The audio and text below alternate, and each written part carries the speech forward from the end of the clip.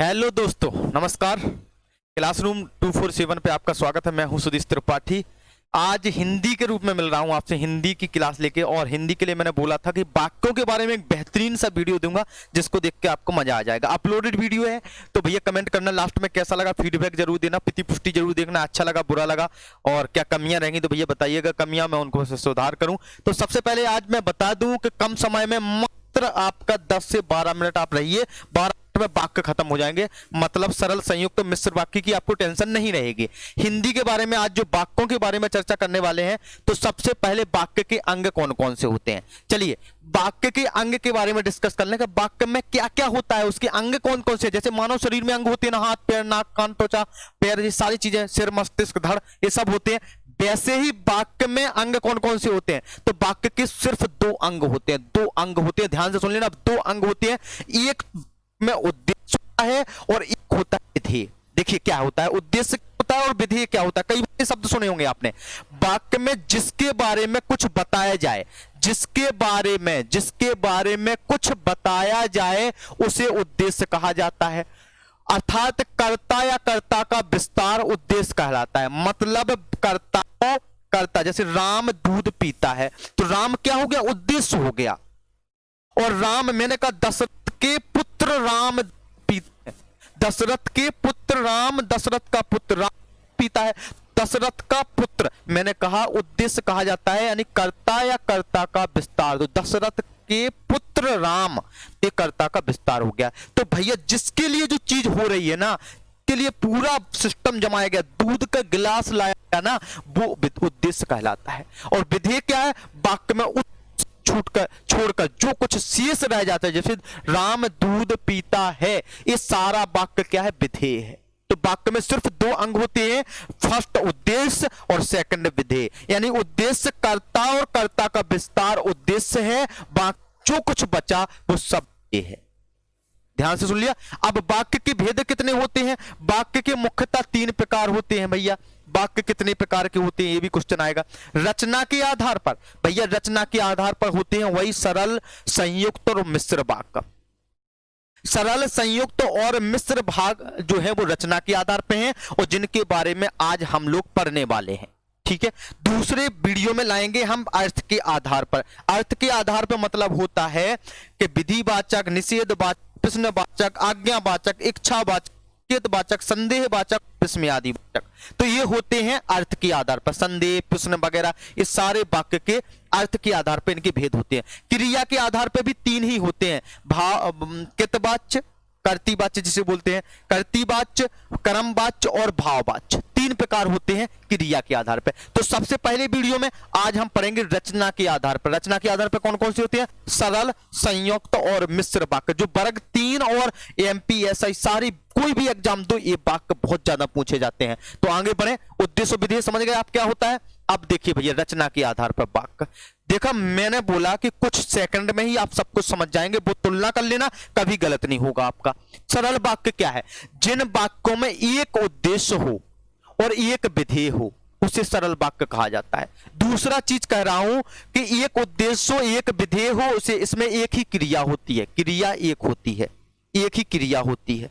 मैं आपको बता दे रहा हूं, जैसे मैंने कहा तुलसीदास श्रेष्ठ कवि हैं, तो तुलसीदास एक उद्देश्य हो गए और श्रेष्ठ कवि मतलब एक ही विधेय है। इसके लिए पूरा काम, ये क्या है, सरल वाक्य, और इसी का दूसरा नाम है साधारण वाक्य।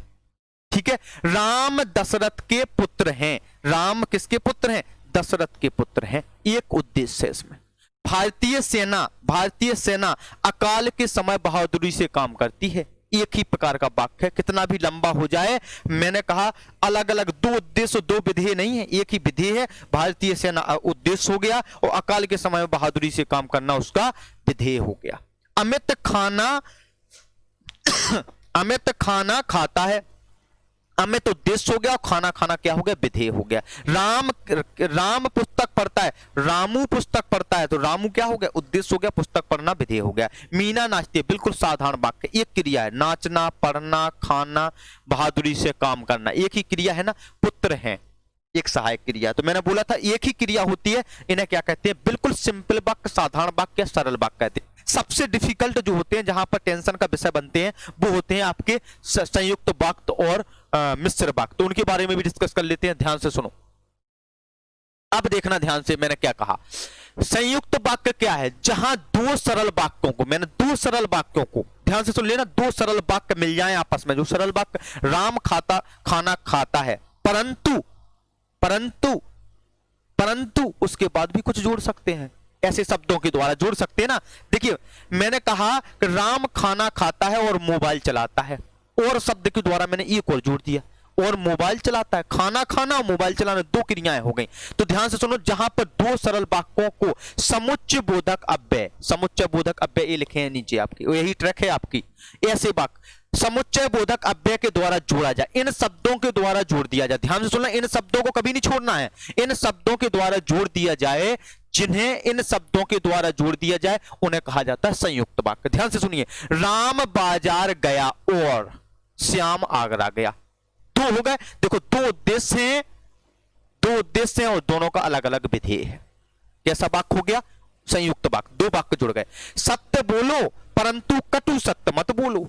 देखो सत्य बोलो, बोलना एक क्रिया, बोलना दूसरी क्रिया, मत बोलो, ठीक है। तो दो, परंतु फिर देखो किसान मेहनत करता है परंतु लाभ से वंचित रहता है, करना और रहना क्रियाएं हो गई। और किसके द्वारा जुड़ा है? समुच्चय बोधक के द्वारा जुड़ा है, परंतु और इनके द्वारा जुड़े होते हैं। मतलब सिंपल सी बात, इन शब्दों को याद रख लीजिए, ऐसे शब्द और से, तथा, एवं, अथवा, किंतु, परंतु, या, इसलिए, मगर, वरन, लेकिन, के द्वारा जुड़े होते हैं। मतलब मैं बोल रहा हूं कि जिन वाक्यों के बीच में, मतलब दो शब्दों को जोड़ने के लिए और शब्द का इस्तेमाल किया जाए, तथा शब्द का इस्तेमाल किया जाए, एवं शब्द का इस्तेमाल किया जाए, अथवा शब्द का इस्तेमाल किया जाए, किंतु शब्द का इस्तेमाल किया जाए, परंतु शब्द का इस्तेमाल किया जाए, या शब्द का इस्तेमाल किया जाए, इसलिए शब्द का इस्तेमाल किया जाए, मगर शब्द का इस्तेमाल किया जाए, वरन शब्द का इस्तेमाल किया जाए, वो संयुक्त वाक्य है। मैंने कहा कि राम इधर आया था मगर तुरंत चला गया। कैसा? मगर तुरंत चला गया, देखकर तुरंत चला गया। राम यहां आया था मगर कुछ देकर नहीं गया। मैंने मगर के द्वारा जोड़ दिया ना, मैंने यहां पर भी देखो परंतु शब्द के द्वारा भी जोड़ सकते हैं। जैसे बरक 3 की तैयारी करो परंतु लापरवाही से मत करो। ऐसे शब्द देखो, दो शब्दों को जोड़ा है मैंने, दो सरल वाक्यों, बरक 3 की तैयारी करो एक सरल वाक्य हो गया, परंतु लापरवाही से मत करो, मैंने दो शब्दों को जोड़ दिया। अब वो बन गया कैसा? अब बन गया वो संयुक्त वाक्य। मतलब इन शब्दों को याद रखो, इन शब्दों को बीच में अगर लाके रख दिया गया और उनसे शब्दों को जोड़ दिया गया तो आप संयुक्त वाक्य ही लगाना। अब हो गया भैया, लास्ट बचा है हमारा मिश्र वाक्य। क्या कहलाता है? मिश्रित वाक्य। देखिए इसी को मिश्र वाक्य भी बोलेंगे। देखिए एक क्या कह रहा है, जहां दो वाक्य इस प्रकार हो कि जिसमें एक प्रधान हो, एक वाक्य प्रधान हो तथा एक आश्रित वाक्य होता है। मतलब इस प्रधान वाक्य पर आश्रित वाक्य है, वहां पर दोनों अलग अलग थे। मैंने कहा बरक 3 की तैयारी करो परंतु लापरवाही से मत करो, आश्रित नहीं है वो उस दूसरे वाक्य पर, ठीक है। ध्यान से सुनना, जब दोनों अलग अलग हैं, यहां पर आश्रित होता है और समुच्चय बोधक अव्यय के द्वारा जुड़े होते हैं, यहां पर भी समुच्चय बोधक अव्यय है, लेकिन संयुक्त वाक्य के समुच्चय बोधक अलग हैं और इसके समुच्चय बोधक अलग हैं। देखो ऐसे वाक्य किसके द्वारा जुड़े होते हैं? ऐसे वाक्य किसके द्वारा जुड़े होते हैं? जब, जो, जबकि, जब तक, जिसका, यद्यपि, तद्यपि, तो, की, इस प्रकार, उस प्रकार, या, यदि, तो, ना, तो, ऐसा, वैसा, या तो, इनके द्वारा होते हैं। तो ये शब्दों के द्वारा जब जुड़े हो तब होगा आपका क्या? मिश्र वाक्य होगा। देखिए सीता ने कहा कि, देखो की इस पर आश्रित है, क्या कहा? राम सो रहा है। राम सो रहा है किसने कहा? ये आश्रित किस पर है? सीता ने। और की शब्द लगा है और की उसमें नहीं था। देख ध्यान से देख लो, की शब्द वहां नहीं आना है, यहां शब्द की नहीं आना है, की आना है, वहां की आना है, की नहीं आया। ध्यान से सुन लो, इसमें की नहीं मिलेगा, की मिलेगा समुच्चय बोधक मिश्र वाक्य में।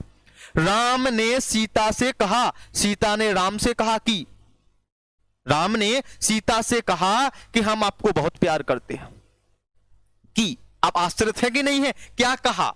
अब देखो इधर क्या कहा? रश्मि गिर गई। कब गिर गई? जब बस तेज चल रही थी। तो ये आश्रित है कि गिरी कैसे? इस पर आश्रित है कि नहीं? तो जब शब्द आया है, और जब देखो मैंने बोला था यहां शब्द लगेगा जब। ऐसे वाक्यों में जब, जो, जबकि, जब तक, जिसका, यद्यपि, तद्यपि, तो, की, इस प्रकार, उस प्रकार आदि शब्दों को जोड़ा जाता है। ध्यान से सुन लेना, इन शब्दों को याद रखोगे, कभी गलत नहीं होगा, कभी गलत नहीं होगा। मैंने कहा एक पर डिपेंड होता है, यहां बोला है कि प्रारंभ प्रकार एक प्रधान होता है। देखो सीता ने कहा कि ये प्रधान वाक्य है और एक इस पर आश्रित वाक्य है, ये प्रधान वाक्य है और ये इस पर आश्रित वाक्य है। अब देखिए ना, थोड़ा सा आगे प्रैक्टिस करा दूं आपकी। सरल और मिश्रित वाक्य में थोड़ा सा अंतर देख लेते हैं। अंतर है क्या, आखिर इनमें अंतर क्या होता है। अभी सिर्फ वीडियो 10 मिनट की हुई है, 12 मिनट से ज्यादा नहीं लगेगा, 1.5 मिनट का समय और लूंगा आपका, ठीक है। सरल और मिश्रित वाक्य में अंतर क्या है। देखो सरल वाक्य क्या है, मैं स्टेशन पर तुम्हारे पहुंचने के समय उपस्थित था। मैं स्टेशन पर तुम्हारे पहुंचने के समय के आया है, की तो नहीं आया, के आया है। और मैंने बोला था कि आएगा, कि नहीं आएगा, कि कहां आएगा, कि यहां दूसरे वाक्य में आएगा, के समय उपस्थित था। और मिश्र में क्या, जब तुम, जब किस में आता है, जब मैंने बोला था मिश्र वाक्य में आता है जब तुम स्टेशन पहुंचे तब मैं वहां उपस्थित था। जब और तब किस में आता है, मिश्र वाक्य में आता है। बदल गया वाक्य कि नहीं बदल गया, जब तुम स्टेशन पहुंचे तब मैं वहां उपस्थित था। इस पूरे वाक्य पर यह वाक्य आश्रित हो गया है। देखिए सरल वाक्य, अध्यापक के आते ही कक्षा शांत हो गई, आते ही अध्यापक के आया है। देखो अध्यापक के आया है, तो और मिश्र में क्या आएगा, अध्यापक आए, जैसे अध्यापक आए जैसे वैसे कक्षा शांत हो गई। मतलब जैसे वैसे शब्द किसमें आएंगे, जैसा करोगे वैसा भरोगे। ये शब्द कैसा है, मिश्र वाक्य है। जैसा बोओगे वैसा काटोगे, जैसा बोओगे वैसा काटोगे, ये मिश्र। ध्यान से सुन लेना इस चीज को। तो देखो मैंने जैसे वैसे किसमें आया, इसमें की आएगा, सरल में की आएगा, लेकिन वहां की आएगा, मिश्र में की आएगा। दोनों में बहुत डिफरेंस है। अब देखना थोड़ा सा और अन्य उदाहरण देख लीजिए, किसके, मिश्र वाक्य के, जो सबसे ज्यादा परेशान करेंगे। देखो विशाल ने जो मोबाइल खरीदा, जो शब्द किसमें आता है, मिश्र में आता है। जब शब्द किसमें आता है, जब भी मैं विकास के घर गया मेरा आदर किया गया। जब भी, जब दुर्घटना की खबर सुनी तब मन दुखी हो गया। जब किसमें आता है, मिश्र वाक्य में आता है। जो लोग, जो किसमें आता है, मैंने पहले ही बोला, जो लोग भारतीय होते हैं वो बेसंस्कारी होते हैं। जो और बे जुड़ गए ना एक, देखो वे कैसे होते हैं, ये आश्रित है इस पर। जैसे ही सूरज पढ़ा लिखा वह अधिकारी बन गया। जैसे किसमें आता है, जैसे किसमें आता है, मिश्र वाक्य में आता है। एक बार उन शब्दों को लिखकर बार बार रिपीट करना और आप यकीन मानिए कभी आपके ये शब्द गलत नहीं होंगे। देखो इस समय कौन कौन से शब्द हैं मिश्र वाक्य में, इन शब्दों को लिखना, रिपीट करना बार बार और फिर प्रैक्टिस करना। कमेंट बॉक्स में बताना कि सर नहीं आया हमें। आपको दुनियादारी के वीडियो देखने की जरूरत नहीं है, सिर्फ इनके ऊपर ही क्लियर हो जाते हैं, या फिर माइंड आपका इतना सेट हो जाए कि आश्रित वाक्य को आप पहचानना सीख जाओ, तब हो सकता है। तो 12 मिनट के इस वीडियो में आपने क्या सीखा, कितना सीखा, कैसे सीखा, आप हमें बताइएगा कि कुछ हेल्प मिली या नहीं मिली। आप आश्रित मिश्रित वाक्यों की प्रैक्टिस कीजिए, लेकिन इन शब्दों को ध्यान के रख के एक बार नहीं, 2 बार नहीं, 3 बार पढ़िए कौन किस में आते हैं, फिर आपका कंफर्म हो जाएगा। समझ गए बात को। तो जय हिंद जय भारत लिखना मत भूलें और बताइएगा कमेंट बॉक्स में कि वीडियो सचमुच अच्छा लगा, हेल्पफुल है या नहीं है। मिलते हैं अगले सेशन में।